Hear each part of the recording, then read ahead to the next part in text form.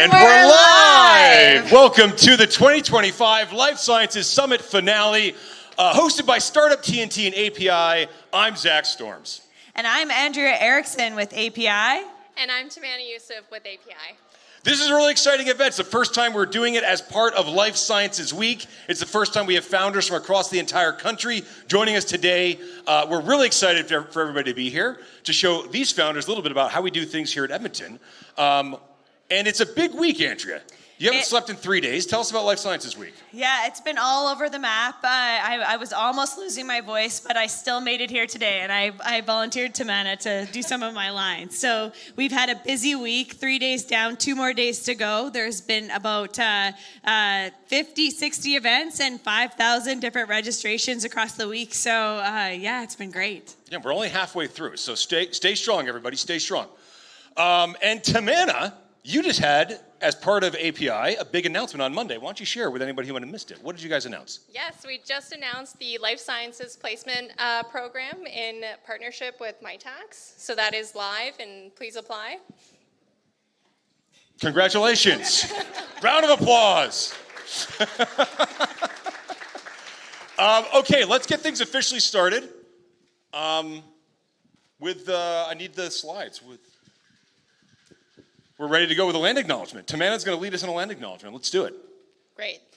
We begin by acknowledging that we are gathered on the traditional territories of Indigenous people across Turtle Island. We recognize the knowledge, healing practices, and stewardship of First Nations, Inuit, and Métis communities, whose contributions continue to shape how we care for our health and environment. As we come together to advance life sciences in Canada, we do so with respect and gratitude for their wisdom, past, present, and future. Thank you. Thank you, Tamana.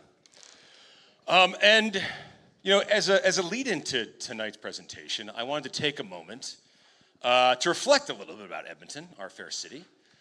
There's this great book called The Startup Community Way, and it talks about how if you're going to be building a startup community, you need to have love of place, and you need to be thinking in 20-year commitments to your startup community to build a great startup community. And Edmonton, I moved here about 13 years ago, and I really love it here. It's always kind of resonated with me, and I always had trouble putting into words, I think, why it's so special. And I think I might have figured it out, so I'm going to share it with you today, and you guys can tell me what you think.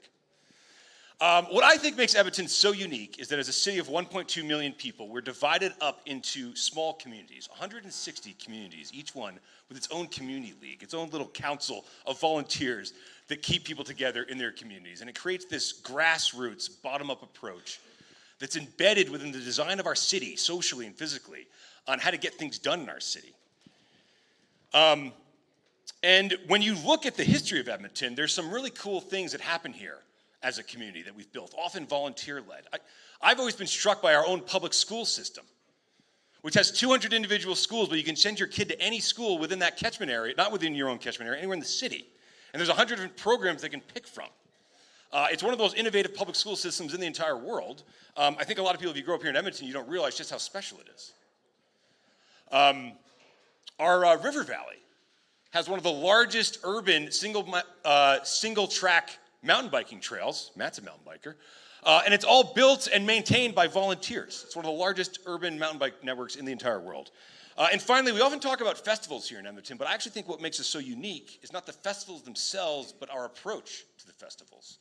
The Folk Fest is one of the largest folk festivals in the entire world, or in North America anyways, and it's managed by 2,500 volunteers. And so Life Sciences Week, to bring it back home, continues in this tradition where API is a spark, but we are what make it happen. We come together, we host events, we celebrate, we learn, we spark new ideas for new events. And you know, and when communities come together, they can really do great things. And I think the world needs more of what we do here in Edmonton. So I'm taking a bit of a different approach with how I'm pitching TNT today. As a community, we've attracted 60 applicants to our investment summit. We have 5 founders from across the entire country who've joined us here today. This is what happens when a community comes together and tries to achieve great things together. Our investors are a community. They pitch in $5,000 up front. They work as a team. They conduct due diligence. They have rigorous conversations. They make an investment decision live before our very eyes tonight to invest in and support one of the founders here today. as a community, we started off just as a meetup on a Thursday night, at a happy hour, on a happy Thursday.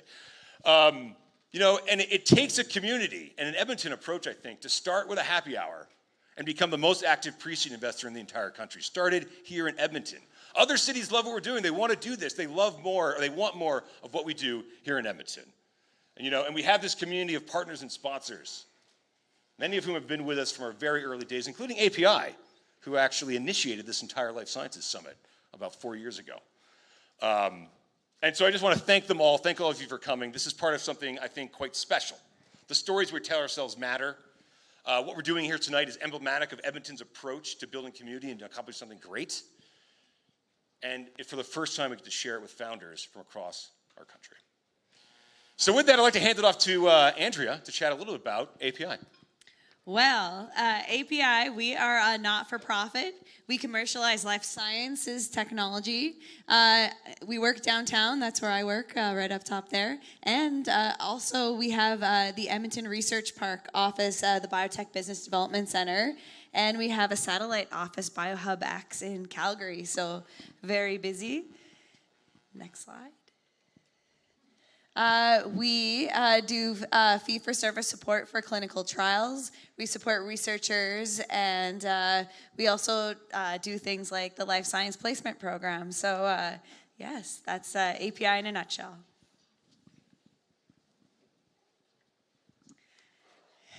More slides.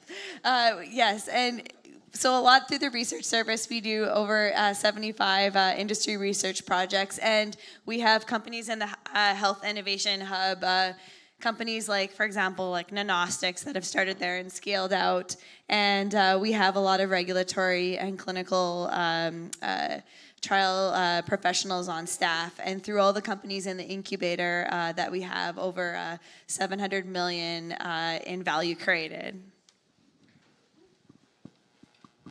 Okay, and that brings us to tonight's agenda. No more secret slides. No more secret slides. Always be pitching. All right, we got 5 pitches. They're going to get 4 minutes each to pitch. I'm going to time you guys.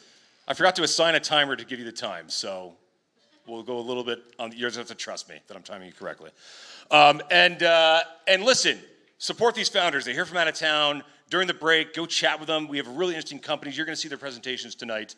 I'm really excited about these presenters. I also just want to give a shout out to our friends that are serving us drinks tonight. If you would like to donate to the bar tab, you can make an e-transfer donation to cheers@startuptnt.com. We've already received 250 donations, $250 worth of donations. So keep it going, keep it going. And without further ado, guys, I think we're ready for the first pitch, which is Daniel from Offero Medical, who's joining us from Ontario.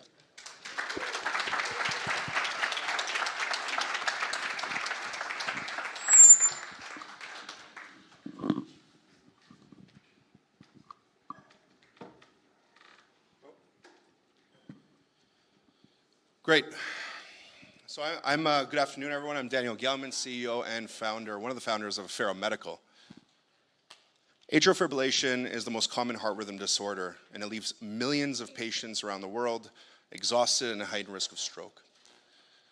One of which is my mom. She underwent 2 failed catheter ablations because 1 in 3 of these fail every single time. And this creates hundreds of thousands of repeat procedures and a multi-billion-dollar healthcare challenge. In ablation, a catheter is used to ablate individual targets in the heart to restore a normal rhythm. But unlike this textbook image that's so familiar, in reality, the heart is beating, the patient is breathing, and for every one of those motions, the catheter is sliding along the surface of the heart wall and losing contact. This reduces the effectiveness of these ablations and cuts success rates by 20%, adding thousands of dollars per case. And unfortunately today, half of all patients are still treated with an unstable catheter despite best efforts to improve on this. At Offero, we're taking a different approach. TrueContact is an innovative robotic tool that stabilizes that enhances catheter stability during ablation. It is not a catheter.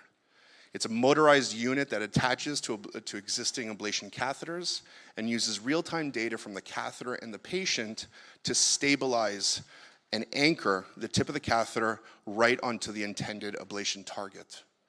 It's a really simple device to use. The electrophysiologist still navigates the targets in the heart, activates true contact, and ablates. Standard ablation with an unstable catheter results in visible gaps along ablation lines that invite the disease to come back. But true contact is different. Our lines are deeper, more uniform, larger, and we're effectively increasing the effectiveness of using ablation energy. It is already integrated into the clinical workflow in an EP lab, and it allows physicians of any skill level to deliver the best ablation every single time. With that said, we're really excited because we've secured very key partnerships with some of the leading players in this space. These opportunities have opened up. These opportunities have opened up. Sorry about that. These opportunities have opened up avenues of revenue potential, production, sales support, and obviously an exit. Every year, 1.5 million procedures are performed worldwide, and this results in a $10 billion market, and EP stands as the #1 revenue generator across US hospitals today. This gives us a $2 billion annual market. True Contact is designed to stabilize point-based catheters, which gives us a serviceable market of $1 billion. Most of our customers, we're going to give the system away for free with a commitment to purchase our consumables. We're a Class II device in both Canada and the USA, and our low bar indication will allow us to get into the market quickly and access and market our technology directly to EPs who prioritize patient care. We'll work with our KOLs and strategics to make sure that True Contact becomes the standard of care. Our founding team includes a clinician, Dr. Alan Scanes, who is an investor and a Canadian key opinion leader. We have a board member who's a former medical officer from both Abbott and J&J, and our advisors include Chris Shaw, who's exited Baylis for nearly $2 billion.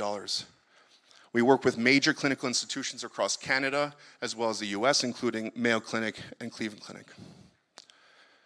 Today, we'll need 10 million to get into the market and launch True Contact.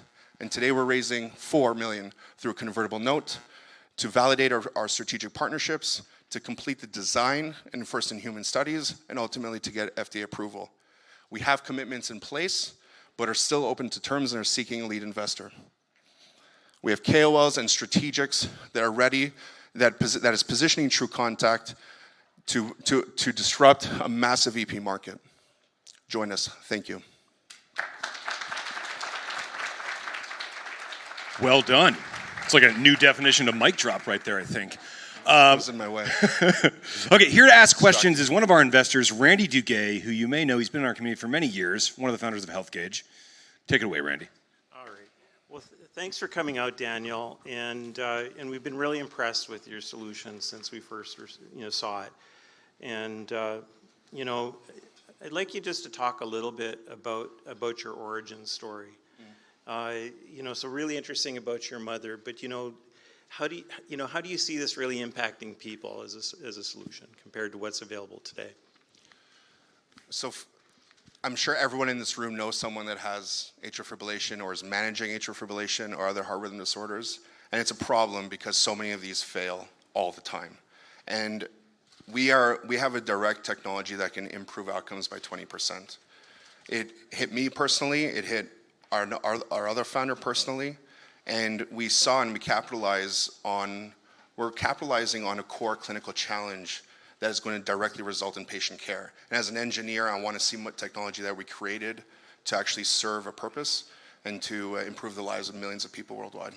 And as I understand it too, your solution actually makes it like there's better results and there should be less returns to the hospital to have this treatment done again. What are the top 3 things you need to get done in the next 12 months in order to hit your business objectives? Well, fundraising aside, we really need to deliver on our strategic collaborations. We worked our butts off to have direct relationships with the leaderships of these companies. We speak directly with the president of Abbott and J&J, and we need to deliver. they can't just support us and not deliver on these projects and working with their KOLs. And of course, capital is going to allow us to execute on that. This would be my last, company question. What's your preferred exit strategy, and when do you see that next step? Well, it's clear that we have a number of potential exits. We can exit to the catheter manufacturers like Abbott or J&J, or the other EP robotics company like Stereotaxis. And because of our low bar entry and the fact that we've already done so much work to get here and de-risk this technology, we can see an exit between 12 and 16 months.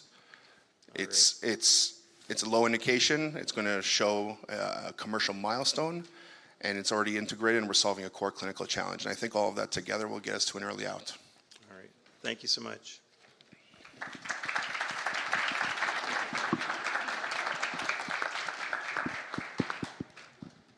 All right, strong start. Thank you, Daniel and Randy. I've got a little something special for the intermission here. Usually we just do shout outs to our sponsors, but I wanted to tell a couple of fun stories about our startup community that you might not know. So they're called community vignettes, and the first one features Nanostics. And I think a lot of people don't realize the founding story of Nanostics because it actually kind of captures that community spirit we were chatting about before. An Edmontonian had prostate cancer, learned that here in Alberta we didn't have a strong research field in prostate cancer, banded together with a bunch of his apparently wealthy friends. They committed money to start a chair to bring in a top quality researcher in prostate cancer research. That group got matching dollars from the government. They're called the Bird Dog. This chair still exists today. It's called the Bird Dog Research Chair. And they focused explicitly on someone that wanted to commercialize new technologies. They brought in this rock star named John Lewis. He brought in some of his team. Some of his team is here today. One of the companies that they formed is called Nanostics. This has been about a 20-year story since that first case of prostate cancer, and it just speaks to the community approach and the long-term commitment you have to your community to make it happen. People from Nanostics have raised money at TNT. They've also invested with us at TNT. Yeah. Take it away, Tamanna. I wanted to introduce our next sponsor, Edmonton Unlimited. As Edmonton's startup catalyzer, they support founders here in our hometown city from all walks of life. And this September, they will be playing host to Life Sciences Week. So come join us the third week of September to get a small taste of Alberta's life sciences community. Next, we have Osler, which is the #1 law firm in Canada and M&A deals by both volume and deal value. These guys know term sheets. They also know other aspects of corporate law. Just yesterday, they gave us some advice on corporate structuring. Finally, we have Alberta Enterprise Corporation. Since its creation in 2008, Alberta Enterprise Corporation has catalyzed over $1.1 billion in direct investment into Alberta technology companies. They have been a supporter of Startup TNT since their very first investment summit and support many other initiatives in the province. Thank you, Tamanna. Okay, and here to introduce our next speaker is Ryan from CBRE. Let's hear it for Ryan. They've been a sponsor of Startup TNT since I think it was 2020. They first started sponsoring us. So great to have you here, Ryan. Give us a little update on CBRE and let us know who's speaking next. Will do. Thanks, Zach. So yes, we are with CBRE. My name's Ryan O'Shaughnessy. I'm with CBRE Real Estate. We've been a long-time supporter and sponsor of Startup TNT, so very nice to be here this evening again. I know I don't have long, but I'll just start with that CBRE is the largest commercial real estate services firm globally.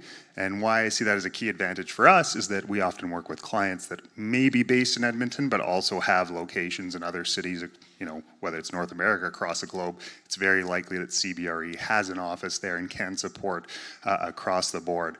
If I bring that more locally to home, what I do is I help companies lease or purchase commercial space. That can be office space, it can be retail space, it can be industrial space, flex space. Sometimes there's a research component.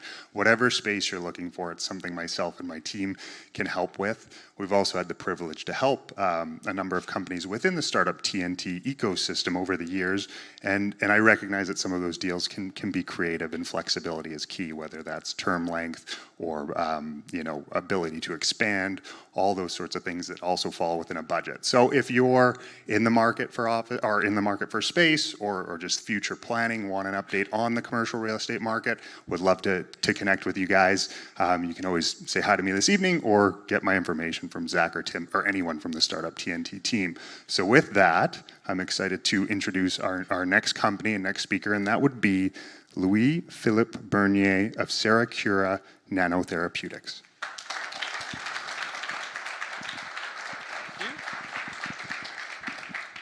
All right, hello everyone. So I'm Louis-Philippe Bernier, LP for short. I'm CEO of Seracura Nanotherapeutics.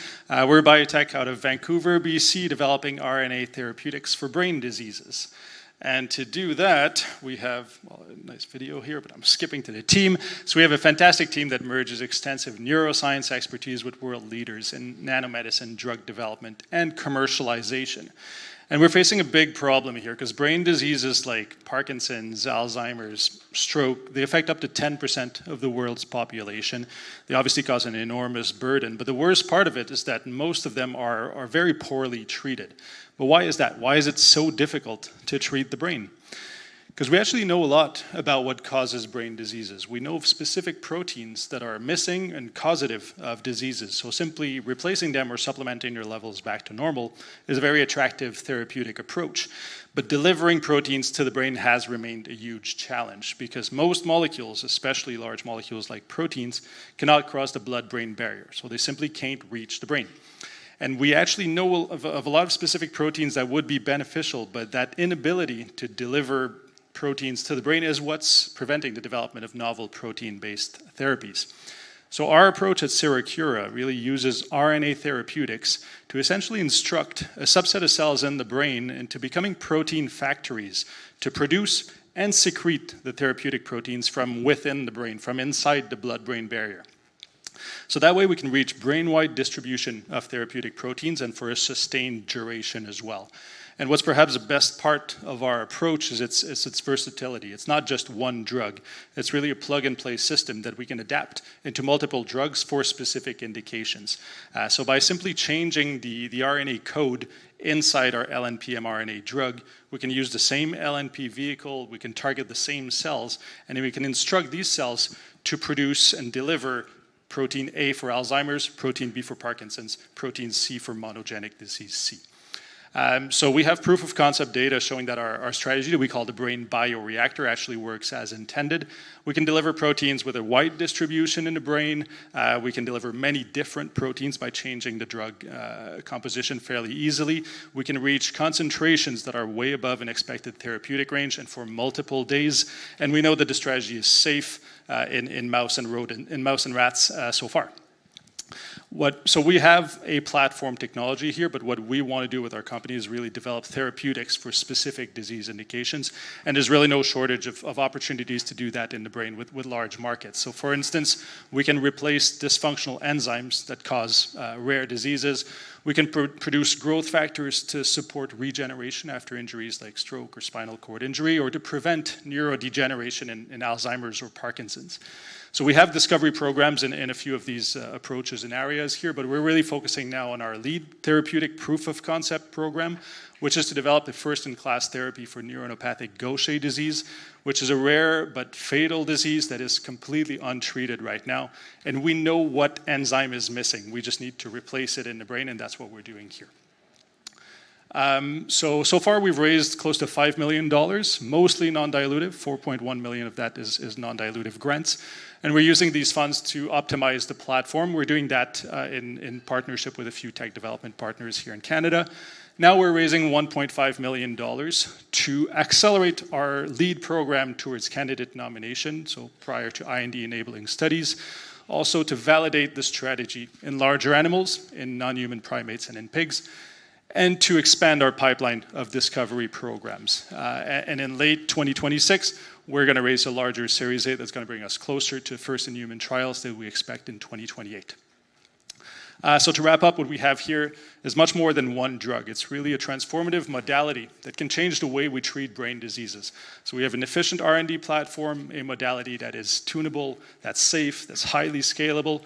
But most importantly, we're the only modality that can bring therapeutic proteins to the brain with the right distribution and for the right duration.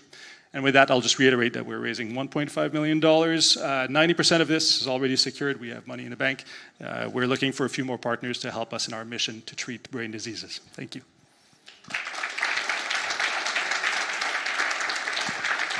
And here to ask questions is Desmond, one of our investors and from the company Nanostics. Thank you. Hey, LP. Tonight I get to ask you a question not science-directed. I've been grilling LP pretty extensively for the last couple of weeks. We like talking science. Yeah, we like hard copy science. So my family has been directly impacted by a rare disease. So tonight I wonder if you could tell me a little bit about a patient's life who has Gaucher disease. If you can give us a little bit of insight into that and how your technology could transform that person's life and their family. Yeah, well, Gaucher disease is, without going too deep in the details here, there's three types of Gaucher disease. There's one type 1, that's mostly peripheral, so there's a lot of different symptoms with the spleen and liver. But a subset of this population is mostly neurological. There's types 2 and 3 that are neurological. The neurological diseases or symptoms are completely untreated, and it's not because we don't understand the disease. The peripheral aspects have been treated with enzyme replacement therapies for decades. It's simple. We know which enzyme is missing. We just infuse it IV, and it replaces the activity of the enzyme. But this enzyme does not reach the brain.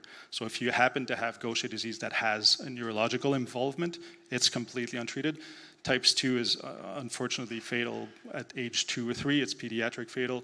Type 3 is chronic, but patients usually die in their 20s or 30s because there's just no way to bring that enzyme to the brain. It's not because we don't understand the disease. We know what's going on, we just can't deliver it. So that's what we're trying to fix here. So one of the things that struck me, and this struck me in the last couple of days, I don't know if you've seen it, you've got a few gray hairs like myself, was the movie Awakenings. So do you kind of appreciate that the delivery of your drug like this would actually give those patients that literally a new breath on life? Absolutely. I mean, enzyme replacement therapies, again, they've been around for 20, 30 years. There's gene therapies that have been for 20 years. It's 5 years away. It's always 5 years away. It never comes in. This new technology, I mean, it's fairly new. It's becoming mainstream, LNP mRNA technologies. It's the same technology behind the COVID vaccines a few years ago. It's giving us a new hope, a new way to bring these proteins to the brain, a new way to treat many diseases. The way we're approaching it, it's really addressing a problem that's been long-standing for neurological diseases per se. But it's a new way to attack an old problem. Really. So I'll ask you one last question if I can. Short one. It's kind of the elephant in the room. So current technologies today, I mean, you're a marriage between neurology and mRNA and drug delivery.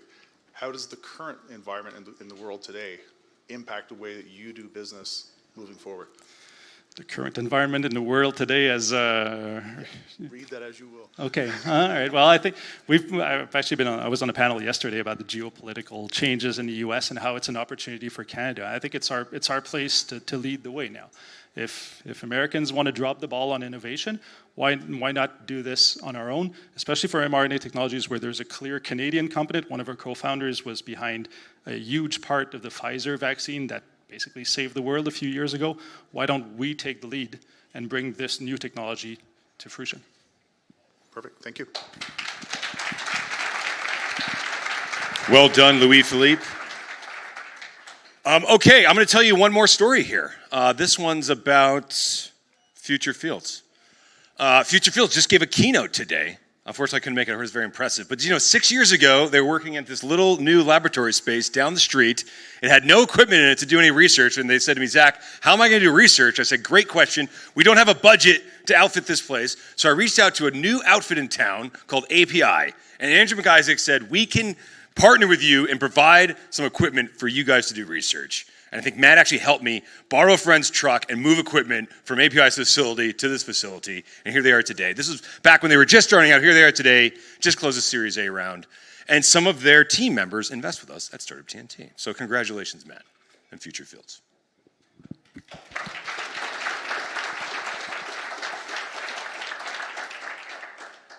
We also have BDC, which is the Entrepreneurs Bank. They finance your projects.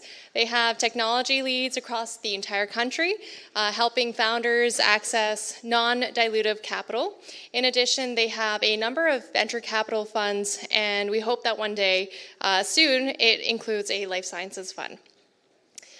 We also have RBCX, which is a unique branch within RBC dedicated to supporting high-growth tech companies. They provide early-stage banking services to pre-seed and seed stage companies and support Series A companies to fulfill their financing needs. All right, and without further ado, I would like to welcome Angelo from our longtime sponsor MNP to the stage to introduce our next speaker. Come on, Angelo. Let's hear it for Angelo. All right, thanks, Zach. Definitely great to be here. First, I want to give a big shout out to API for having an awesome Life Science Week so far. So, round of applause for API, please. Yeah, definitely great to be here. It's MNP. We've been a proud sponsor of TNT for a few years. There's a few of us MNPers that are also angel investors through TNT. So big sponsors or big supporters of TNT. So if you're thinking of investing, I know definitely reach out to Zach and Tim. My name is Angelo. I've been here a few times, but I lead our technology and innovation team at MNP. That's a team that works closely with a lot of companies that are innovative, companies as early as startups, all the way to an exit, helping them with fractional CFO services, shred, tax, helping them exit, go to US, you name it. It's an array of things. But for folks that are not familiar with us, we are a professional service firm headquartered here in Alberta. We have close to over 9,000 team members. From coast to coast, and we've always been known as a firm for entrepreneurs, and that's why I'm super excited to introduce our next entrepreneur today.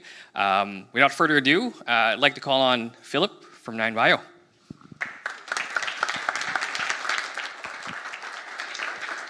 All right, thank you very much. So before I start, thank you very much, Zach. Huge thank you to TNT and to API. You're talking about Edmonton, why it's special. I spent my summers here growing up, a lot of family in town, and very good memories of this place. I went to high school here, and I want to echo a word you used a couple times, is community. We went for some walks last night with my cousins who live here, and everyone said hi as we walked the dog, and it's a unique Edmonton experience, not like my hometown. And when I took the bus, everyone said to the driver, "Thank you, driver," on the way to the door. So there is something unique about Edmonton, and you should be very proud, and I'm happy to be here and enjoying your city today. Okay, so with that, I want to introduce you to 9Bio. I'm president and CSO, and 9Bio is a therapeutics company for oncology. I want to tell you a story about Lucia. Unfortunately, I'm going to take the energy down a little bit. And Lucia last year was diagnosed with an oropharyngeal cancer. That's a cancer of the neck. And she was initially received a prescription for first-line immunotherapy, and she responded well. That drug shrunk her tumor, and things were looking well until the side effects started to accumulate, and she had to stop therapy. And she's not alone. Up to a third of patients have to stop first-line therapies because of the toxicities of their drugs. Why is this? This is because these drugs bind and kill cells wherever they find their targets, regardless of whether that's in a tumor or in the lung, the heart, the guts. This can change your quality of life and leave you without treatment. The solution is to build drugs that know where they are. Location matters. So 9Bio has developed an engineering platform that allows us to specifically change and modulate existing drugs so they engage in tumors, but the same target outside of tumors is not engaged. As a consequence, we can reduce side effects and concentrate drug where it needs to be, improving efficacy. How does it work?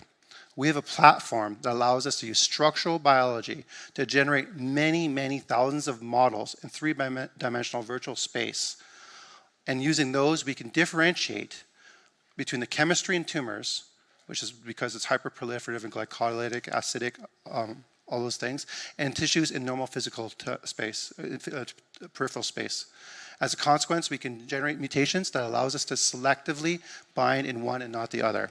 Our key differentiator relative to others in the computational structural space is that we can differentiate based on tumor chemistry. Okay, so how do we use this platform? The first is to take existing therapeutics, such as an anti-PD-L1, that is coming to the end of its patent lifespan. We know these are great drugs, they heal people, but a lot of people are left suffering from the side effects. And we can improve the commercial exclusivity of those drugs for longer, making pharma partners very happy, while also offering a better alternative for patients. The second application is to look at drugs that failed in the clinic, not because they didn't work, we know they worked, but because of toxicity related to off-tumor binding. So if we can solve that issue, we can take those drugs that almost were, but weren't, and bring them back. From an IP perspective, our IP is based on composition of matter claims around the mutations we make. So the team is composed of myself. I'm a PhD immunologist. I have almost 15 years of experience in drug development, in biotech, in industry. I've taken 4 drugs from discovery to the clinic, exited 2 to big pharma. My partner is Enrique de Cavallo. He's got 15 years of experience in drug commercialization, finance, marketing. He's the other side of the coin. We're also supported by a variety of medical and scientific and business advisors that are providing us with their expertise. We're raising $1.5 million. We have the support of a variety of team members, including the support of a strategic through Merck's Global Health Initiative Fund. We're raising $500,000 on the remaining end of that. We're backed by almost $2 million in non-dilutive funds and more than that in shreddable tax credits.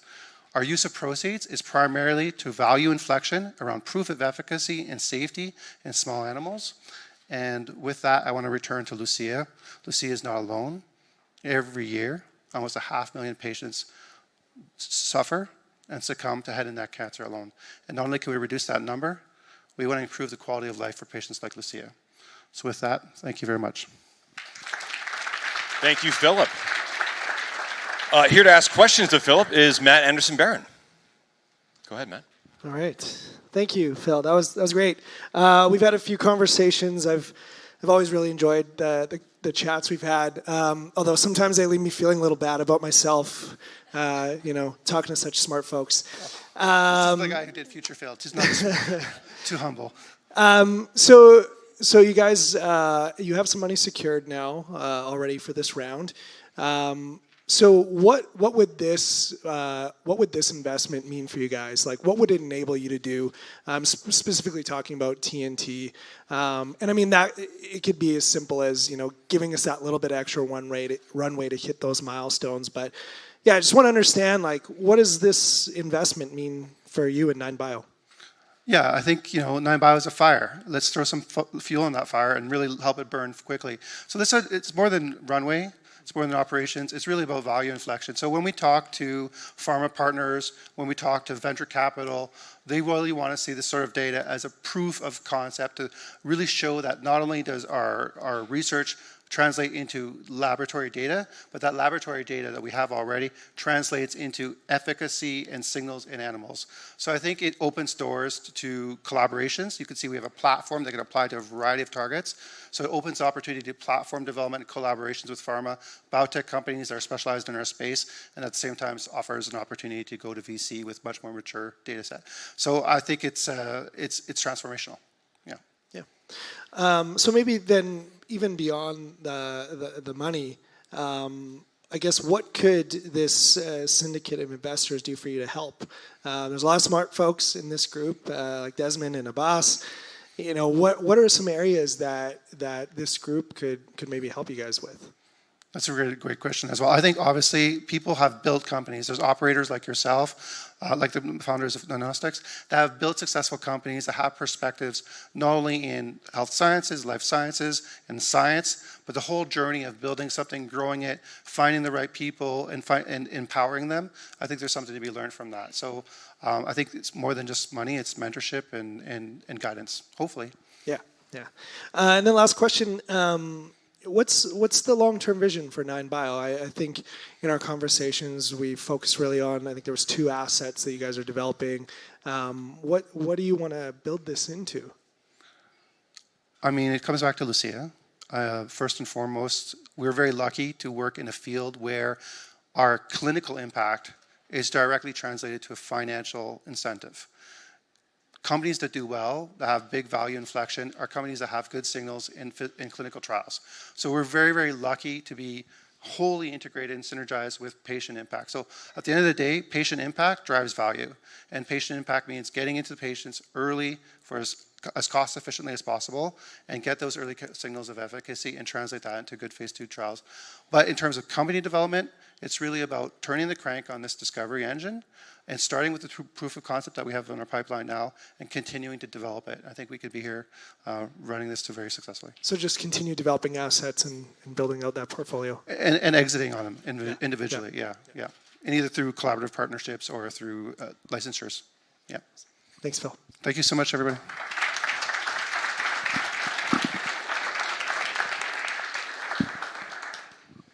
All right, 3 down, 2 to go. It's going well. I got one more story I want to share. Ron and Daniel from Northernmost. These guys, actually, Ron told me about a year and a half ago, Zach, we don't need to raise any angel money. I got everything covered. I'm working with this partner. We're going to redefine organ transplant. It's going to be amazing. Sorry, you're missing out. And then that deal fell through. I'm not sure exactly what happened, but it doesn't matter. And he said, you know what, Zach, we got to raise money. We got to do it right now. Are you having a summit? And I said, yes, we are. They came through the summit. They raised a small side deal, $50,000, but it kicked off their round. They raised $2.5 million. They built a prototype. They're off to the races. Congratulations, Northernmost. And some of the Northernmost team invest with us here at TNT.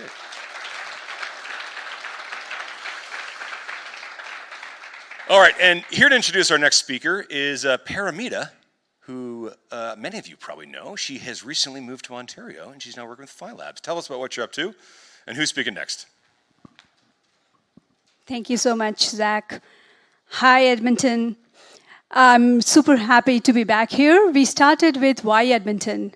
Well, I am an Edmonton girl, and I came back. I am back here home to Life Sciences Week. I love Life Sciences Week. I love what TNT has been all about. And so much so that this is the first time that the company that I work for, Phi Labs, has decided to be a sponsor and to support the awesome companies that are participating in Life Sciences Week, and hopefully not for the last time. So here to talk a little bit about what we are and who we serve. We are a product development company, and we help build complex products for founders, just like the people who are here in the room, and other founders who are building a complex product but don't necessarily have the team to make it for them. Be it hardware, be it software. We are 5 years in the making, spun out from the McMaster Innovation University. And we have, in the last 5 years, delivered over 275 projects, built products and prototypes, done the design work for more than 150 companies across North America. So we were built by founders for founders, and that is what sets us apart. We know and understand the hurdle that founders go through. And one of the founders who is coming to pitch to us tonight, the next founder, I'm super happy to introduce Jennifer from LMD. Jennifer.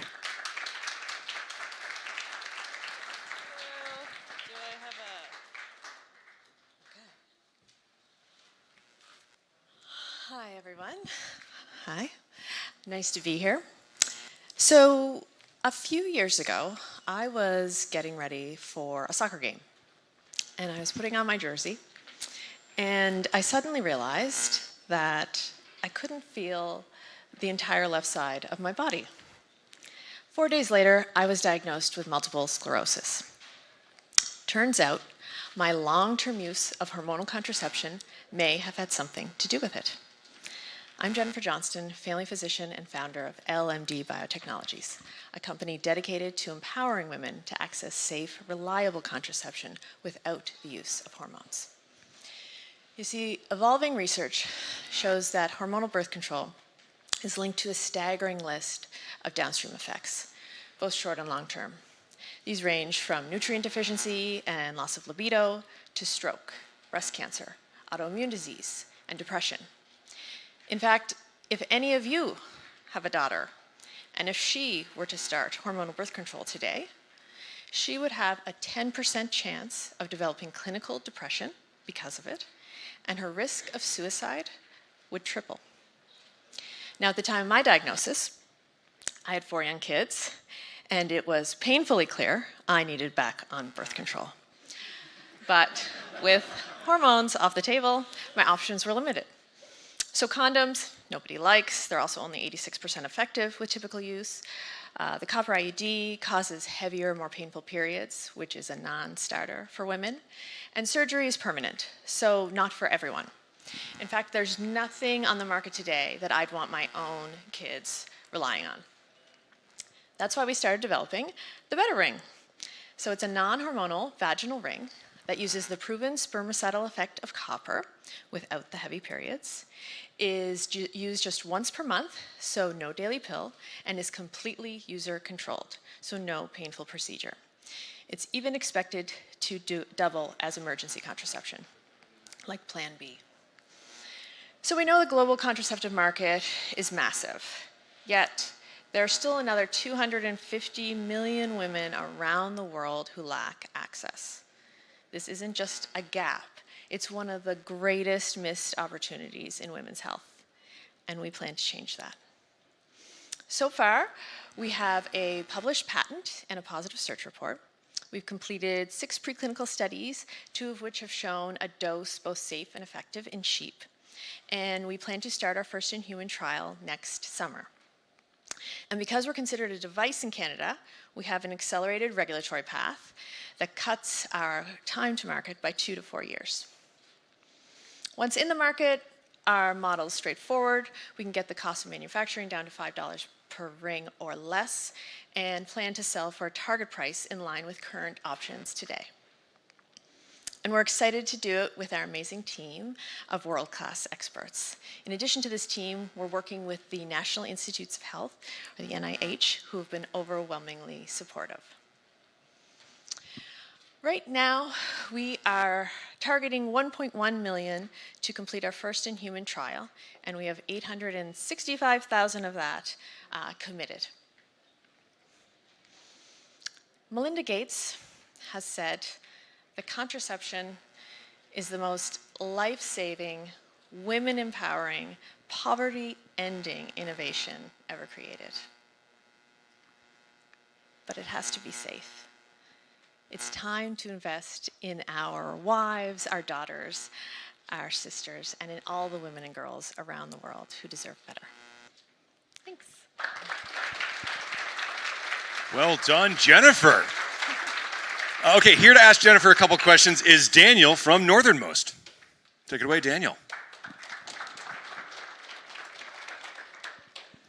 Applause for the person asking the questions. That's nice. If only there was maybe a 15-minute intervention for men, starting with a V, where they could help with contraception. That would be really nice. I have a couple of questions for you. First of all, this seems to be it is a global issue that you're addressing. How are you thinking about taking on the market in Canada and the US worldwide? Yeah, so we're starting in Canada just because our path from a regulatory point of view is so much faster. And so I'm going to start local. I'm in Nova Scotia, and there are 12 sexual health and university clinics there. I'm going to personally go to all of them, because there are only 12, and talk to all the physicians there, and make sure that the SOGC, the Society of Obstetricians and Gynecologists of Canada, are on board, because once they endorse a product, then that kind of gives the physicians the ability to just to understand that it's absolutely fine to prescribe, and then we'll do the bigger provinces to start.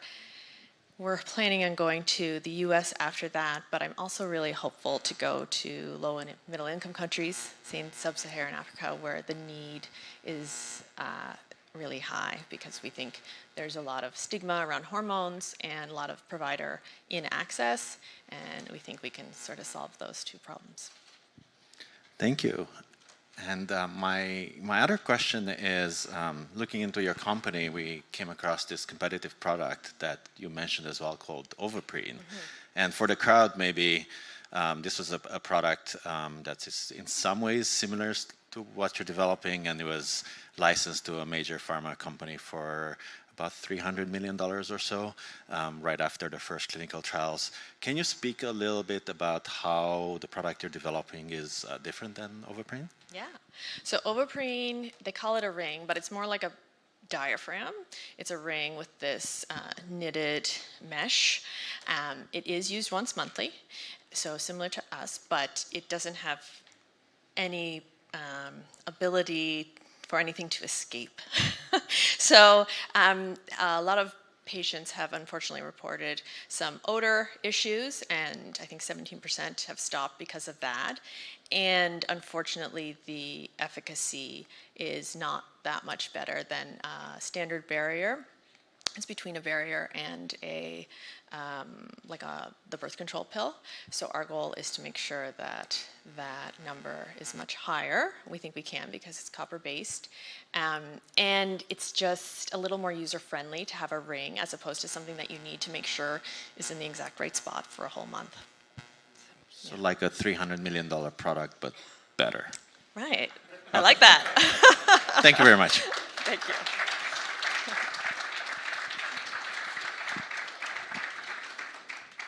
All right, well played. We got one presenter left, and I don't have any more vignettes, but we do want to give a few more shout-outs to our great sponsors.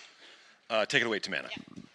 So next we have the Accelerate Fund, which is a $15 million seed stage venture capital fund that matches angel investment into Alberta technology companies, including 8 companies that have just raised money at Startup TNT, and they are active in our community. Yasmin just helped us facilitate that peer-to-peer pitch practice ahead of today's event. Next we have KRP, which is Edmonton's local independent full-service accounting firm. They have been supporting Startup TNT since 2020 and are a broader startup company since they were founded in 1945. And finally, U of C Hunter Hub for Entrepreneurship, which is a dynamic, community-centered, dedicated to fostering student entrepreneurship, empowering faculty innovation, and building a network of entrepreneurial minds. Some of their students support our due diligence process as volunteers. Okay, and our last presenter of the night has come here from Sherbrooke, Quebec. It's Julie from Tatum. Welcome, Julie.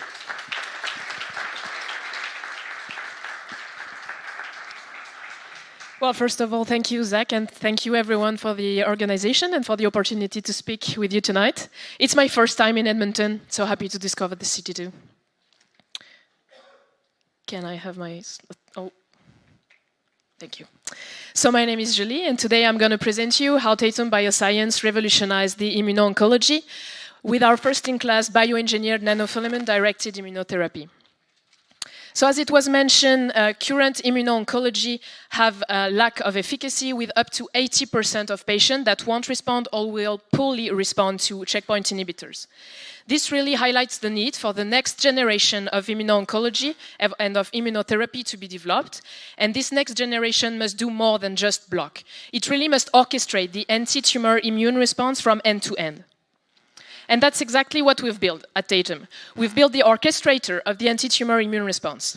Basically, it's a multi-specific biologic that coordinates the immune response to unlock response rate. What we do is that we engineer DNA that we put into a bacteria, and the bacteria becomes the factory of the nanofilament. It produces the nanofilament fully assembled and fully functional. On this nanofilament, we have 3 different biological activity. The first one is a cancer cell anchor that also acts as an immunomodulator. For our lead candidate, it's an scFv from anti-PD-L1. We add to that 2 other immunomodulatory properties with a single-strand DNA inside the nanofilament, as well as another protein on the other end of the filament. But practically, how does that work? Well, we inject the nanofilament straight into the patient's tumor. The nanofilament will then decorate cancer cells, thanks to the cancer cell anchor, and reveal them to the immune system. They will then teach the immune cells to attack cancer cell and recognize tumor antigen in situ, leveraging the entire antigen repertoire of the patient's tumor, which is quite different from specific mRNA cancer vaccine, for example. Then those educated immune cells will search for tumor antigen throughout the body of the patient and find tumors, therefore providing a long-term vaccine protection, that prevents relapses into patients. We also have great data that back up those claims. For example, here in our preclinical mice model, we treat two groups of mice with an anti-PD-L1 from Roche, a standard of care that's already commercialized, and our nanofilament TAT3. As you can see on the left, with the anti-PD-L1 from Roche, we only are able to reach 15% complete response in mice. However, when we treat them with our nanofilament, we reach 100% complete response. So this is validating the superiority of our nanofilament compared to an anti-PD-L1 already commercialized. The cured mice that I showed you in the first experiment, well, we kept them for 6 months. After 6 months, we re-injected cancer cells without the need of re-injected treatment. What you can see is that in red, you have the control group, where we inject cancer cell and the tumor starts to grow. However, in the previously cured mice, we inject only cancer cells. We can see in blue that the tumors starts to grow, but then are quickly eliminated thanks to the induction of the anti-tumor vaccine response provided by TAT3 6 months prior to that. This really highlights the long-term systemic anti-tumor vaccine response that does our nanofilament. Overall, those nanofilaments will enable Tatum Bioscience to reach the immuno-oncology market, which is thought to more than triple by 2030, reaching $150 billion. It's also a market characterized by a massive patent cliff that's already been described in 2030, highlighting the need for pharma companies to build new partnerships with biotechs to develop new blockbuster and new therapy in immuno-oncology. This is a rare window opportunity for companies like Tatum Bioscience. We are really focusing on the development of our lead candidate TAT3. So currently we are raising to oversubscribe, that's our seed round, which will enable us to accelerate the transformation of TAT3 into a pharmaceutical product. So the use of proceeds will go mostly into CMC and into beefing up our preclinical data package to be ready for the next milestone, which will be enabled through our next raise of our Series A. You can see the details here. Let me leave you with that. Tatum Bioscience is not just another biotech companies. It's building a first-in-class synthetic biology platform with an oversubscribed round and enables the reach of a massive market. Our IND is planned for Q2 2027 and our phase 1 readout, which is our main exit point, for Q2 2030. Overall, at Tatum Bioscience, we're not just building a product. We're building a pipeline, a partnership engine, and also a new standard for immuno-oncology. Thank you. Great, strong finish, Julia. I love that presentation. Here to ask questions is a boss. Not my boss, but he is a boss. Thanks for the insightful and very scientific presentation here. And I do have a soft spot for phages. That's what I did my undergrad work in. And actually, Zach has like 7 publications on phages as well. So I'm very excited to see like an oncology therapy that's like a phage-based technology. But, you know, we have our own biases about protein therapies. We have mRNA vaccines coming out for oncology with Moderna and others coming out. Why should we, you know, this is a very new modality. Why should we challenge our biases and think about being open-minded to this technology and what are the opportunities here that we're missing out on? Thank you, Abbas, for the question. Well, I think there are several key points to that. The first one being the off-target effect that was discussed earlier for IV therapy, which include mRNA cancer vaccine, for example. With our specific modality, we inject intratumorally and we have very safe toxicity profile in preclinical model that show very low distribution outside of the tumor. So we really avoid those off-target effects, which I think is definitely like a big point for at least patient, if not the entire healthcare community. Then we also have the fact that, yes, it's a first-in-class, but we can display on both ends of our nanofilament proteins that are already designed. For example, antibodies. So it's a great way for pharma companies to make partnerships and to recycle, kind of, their old, if I would say, antibodies or therapeutic proteins. All right, and you joined this company about 1.5 years ago. Yes. You're not the founder. No. How does it feel like working for these founders? As someone that works for an inspiring founder over there, like, what is your impression of the team? How do you feel about working as a team?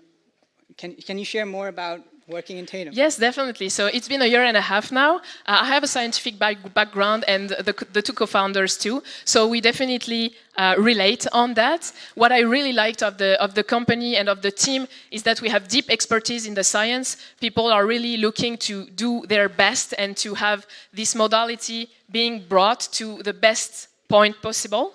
And on the other side, what I really liked is the fact that, yes, I'm here, I'm not a co-founder, and we are all building on each other's strength. And I think, and maybe I'm advancing myself too much, but one of my strengths can be speaking. So it's my strength, and we'll lay on each member of the team's strength to advance this product as far as we can. And what's your plan after you're done with TNT? What are you going to do next?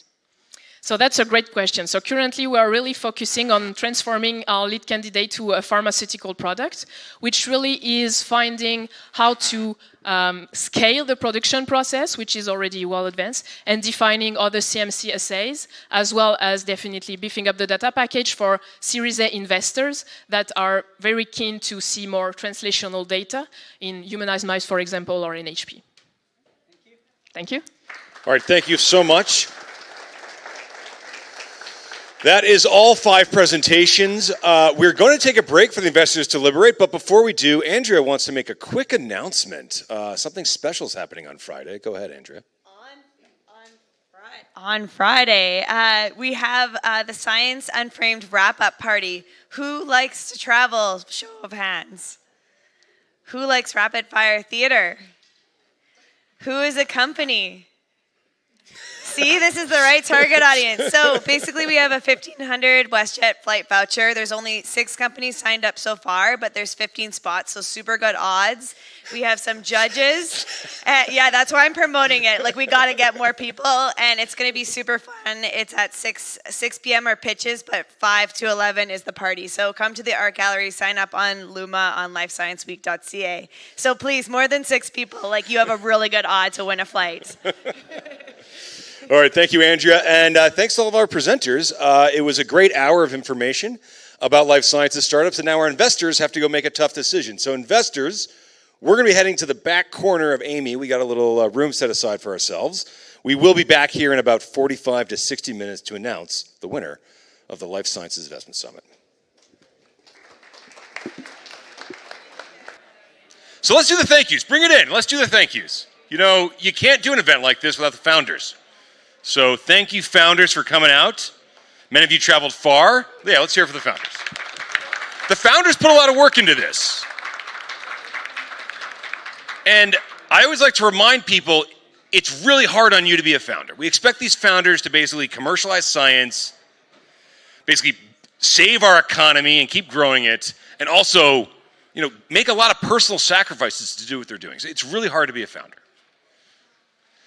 How about the investors? Let's hear it for the investors. It's also not easy to be an investor. You know, you work hard for your money, and there's a lot of better investments, risk-return profile-wise, than very early-stage companies. Yeah, that's my public pitch. I said that for the Securities Commission. How about for CK, our new executive director? Did everybody chat with CK? Here he is. Thank you, CK. How about Mike and the AV team? Coming out every single summit, just making it happen. How about for Amy, our host, this venue? It's beautiful. And of course, all of our sponsors that we gave nice shout outs to with Tamanda's help. And how about for all of you? Thank you. A little round of applause for yourselves. Are there any more words of wisdom you'd like to share before we make this announcement? Oh my gosh. All right, we're just gonna say the answer. Ready? On 3, 1, 2, 3. Tatum! Julie from Sherbrooke, Quebec marks the first East Coast winner of a Startup TNT Investment Summit. This is a big deal. Julie's originally from France. We got her here in Quebec, and now we got her here in Alberta, although not permanently. So thank you, Julie. Would you like to say anything? I don't intend to spend 7 years in Alberta, as I did in Quebec so far. But thank you so much, everyone. Very, very happy to have this amazing community and again, this opportunity to make you aware of our startup and to get this investment. It really means a lot. And thank you so much. And we are very eager to show you what we can do with everything that you gave us. So thank you.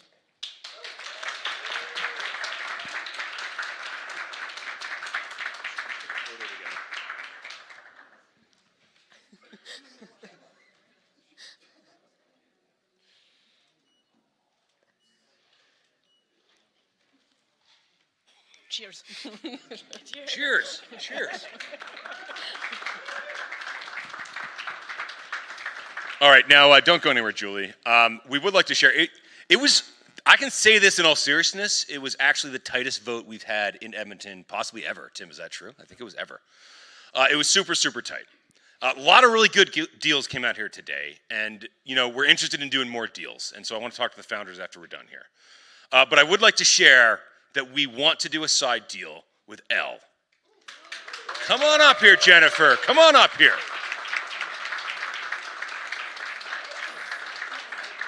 Would you like to share any words with the group? Thank you so much. This is very unexpected. It's great to be here. Would you like any champagne? Yes, please. Okay. All right, let's do one more photo together, and then that'll be a wrap for our investment summit. As we're pouring the champagne, we do have an after party at Red Star. We're going to after the event, for those that are interested. Jennifer actually has to catch a flight back to Halifax, leaving tonight. She has to leave in like 20 minutes. Yeah.